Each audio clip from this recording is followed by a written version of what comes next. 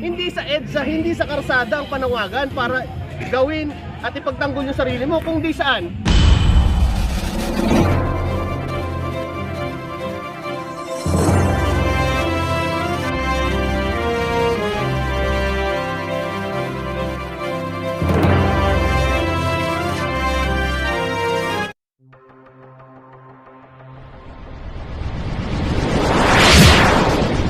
Trupang Ilonggo. Binitawan sa salita ni BBM na huwag nang ituloy yung impeachment complaint sa ating BP. Ako talagang napaka talino ng Pangulo.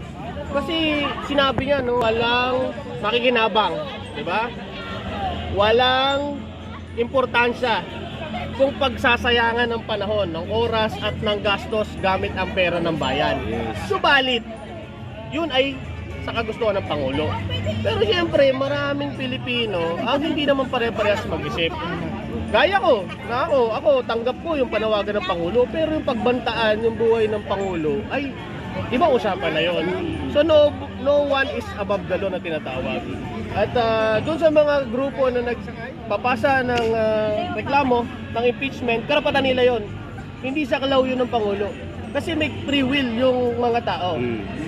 Gusto nila ang Pangulo, mahal nila ang Pangulo, sinusunod nila ang Pangulo, pero siyempre, nasasaktan sila kapag sinisiraan or pinagbabantaan ang buhay ng Pangulo. So yun, no one is above the law. Hindi porket ikaw ang pangalawa sa mataas na posisyon sa gobyerno, ay kaya mo nang magmura, kaya mo nang magbintang, at kaya mo nang magbanta. So, para sa akin, ako lang, dapat talaga yung ganong pagbabanta ay panagutan sa batas. Sa airplano, pag nagsabi ka ng di ba? Bomb threat. Oo. Di ba?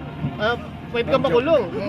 Ang ibig sabihin ng dahil ikaw nanumpa ka sa saligang batas na posisyon mo bilang pangalawang pinakamataas na posisyon sa pamahalaan sa ating bansa. So dapat ikaw maging ehemplo, simbolo. Nakita ba natin na nagmura ang Pangulo? Pangulong Bongbong Marcos? Nakita natin nagmura, hindi. Diba? So, ako, para sa Pangulo, gusto niya, huwag nang bigyan ng pansin. Pero siyempre, hindi nga pare-parehas sa mga tao. At kung meron mang gusto magsampa, tingnan natin. Siyempre, tingnan natin kung magagamit ba niya yung kanyang kapangyarihan bilang pangalawang Pangulo upang hindi madepensa. Maano niya, kaya niya bang patunayan yung kanyang pagiging inosente doon sa sinasabi niyang hindi niya pagbabanta. So maimpluwensyahan niya ba ang ating Korte Suprema kung sakaling mayroong mag-file ng impeachment laban sa kanya? So sagutin na lang, walang pinag-kaiba yan doon sa usapin ng ICC, doon sa usapin ng mga Quadcom hearings. Kung wala kang itinatago at wala kang kasalanan, bakit hindi ka humarap? Bakit ginagamit mo trial by publicity? Magsasagawa ng mga rally, magsasagawa ng mga pagtitipon, panawagan na protektahan ka. Hindi doon ang tama. Hindi sa EDSA, hindi sa karsada ang panawagan para gawin at ipagtanggol yung sarili mo, kung di saan. Doon sa hirong ka magpaliwanag. Di ba? Kasi, number one, nanumpa ka sa saligang batas.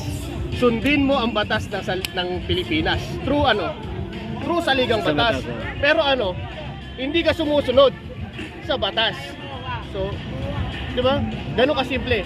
Walang paglilinaw yung mga rally na yan. Yung mga rally na yan, mananawagan ka, be-brainwash mo lang yung mga tao na sasabi mo, pinupolitika ako. Di ba? Kung pinupolitika ka, dalhin mo sa proper forum.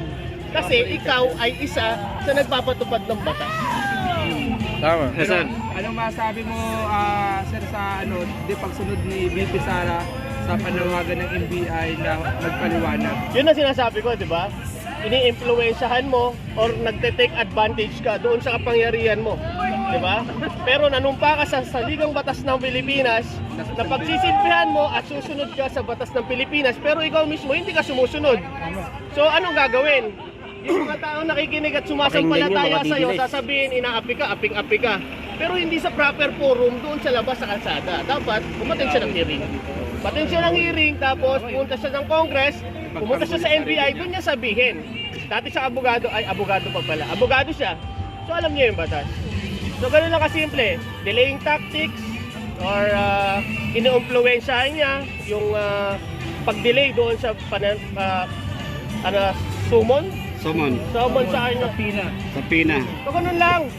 Huwag maging bobo ang mga Pilipino. Napakasimple lang. Nanumpa ka sa saligang batas upang patupad at sundin ang batas ng Pilipinas, pero ikaw mismo ay hindi sumusunod doon sa batas. Pasok, Stephen Lee! VP Sara, pakinggan niyo pong ang hinaing nating kasama. Siya na po ay nagbebenta lang ng Biblia, pero ngayon galit na po sa inyo. Pero aside sa mga peke-peking mga resibo na yan, meron pang isang pinakamalala. Alam niyo ba na si VP Sara pinagloloko ang mga AFP? AFP pinagloloko. Ano yung katibayan na pinagloloko niya? Di ba nakaraan, kakasabi lang niya, may nagbabanta sa buhay niya, di ba? Tapos nag-offer si Bronner mismo, AFP. Chief of staff na pagbabantayan siya kung hindi daw kaya nung 300, 400 na security niya, si Bronner na mismo ang magbabantay sa kanya, mag-head ng BP. Kasi anong ginawa ni Sara? Tinanggihan niya yun, di ba? Tapos biglang nagpasaring pa na sabi, I don't trust anyone, di ba? I don't trust anyone. Ibig sabihin, pati AFP na parang gustong hikayatin ng ama niya na mag-ano, di ba? Sedition. Ngayon, inaano niya, di ba? Nire-reject niya. Saka, hindi lang yan. May patunay pa na niloloko niya yung AFP, yung 15 million, naalala niya yun? 15 million na resibo, kinuha lang sa AFP. Para sa DepEd, sabi daw, kumuha ng certificate, di ba? Para dun sa Youth Summit. Akala nung AFP, lang kasi yung ibang mga grupo kumuha rin ng certificate. Ang ginawa nung DepEd, base sa Confi Fund, ginawa niyang resibo pang takip dun sa 15 million mula sa Confi Fund. Ginawang pinasa sa COA. Yung tapos mga fake news nila. Tapos nung nandun na sa Congress, tinanggi ng AFP ni Singkong Duling, wala pong binigay ang DepEd. Ibig sabihin, saan napunta yung 15 million? Yari na. Di ba? Ibig sabihin, binulsa lang. O sino yung, di ba? Tapos yun, yung tatay niya, ikahihatin yung AFP, pinagloloko nila yung AFP. Pero linawin natin yung binanggit niya na pagbabanta sa buhay. Pagbabanta sa buhay ng ikalawang Pangulo. Tatanungin ko kayo, kapag ba nawala ang ikalawang Pangulo, makikinabang ba si BBM? Hindi. Makikinabang ba yung Pangulo? Yung Pangulong Ferdinand Bongbong Marcos, kapag nawala ba si VP Sara, makikinabang siya? So pag nawala yung Vice Presidente, yung Pangulo natin, lilipat sa Vice Presidente? Di ba? Ganun. Madidimot. Napakabobo mag-iisip nitong mga DDS na to. Napakabobo, di ba? Ngayon, pinagbantaan niya yung Pangulo. Sino makikinabang kapag nawala ang Pangulo? Utang ina, may presidente tayong adik. Diba? Diba? Simple. Diba? Huwag natin gawing bobo yung mga Pilipino. Invite natin si Congressman Joey Chua. Kaya nahibig eh. Totoo yan mga kababayan. Pero ito yung Tuloy.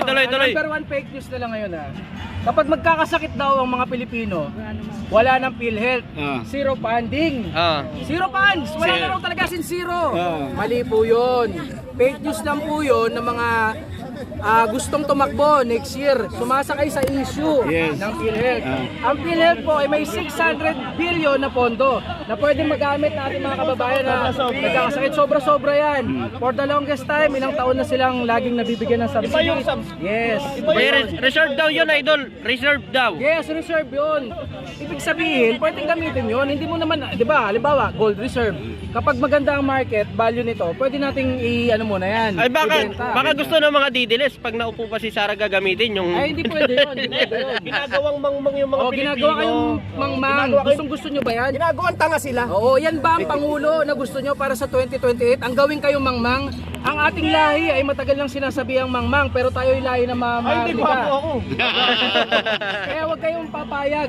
Kanina may DDS mismo sinabi, mukhang mga dito? Hindi, sa comment section. Sabi, mukhang disente lang pero hindi magpapadrug test, ganun daw ako. Isa yung ibig sabihin. Ah. Ang paningin niya sa isang BBM vlogger, disente. Kasi sila mukha mga basura. Ako naman hindi naman ako BBM vlogger. Hindi naman ako.